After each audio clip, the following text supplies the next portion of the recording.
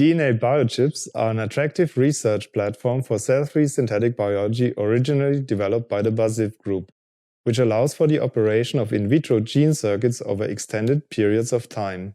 With this protocol, we hope to make this technology available to a wider range of researchers.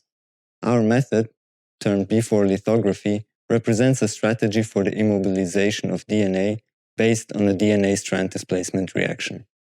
The strengths of this technique lie in its multi-step lithographic capabilities, its simple reproducibility, and the commercial availability of all the components. Similar to other biochip solutions, B4 can be combined with different technologies. For example, functional gene brushes can be assembled within microcompartments for protein expression.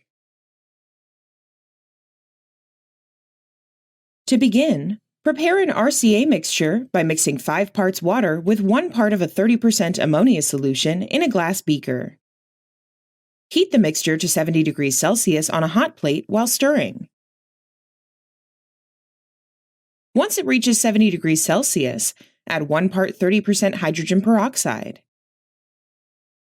Then, place a 100 mm diameter silicon wafer into the solution to remove organic material and particles from it.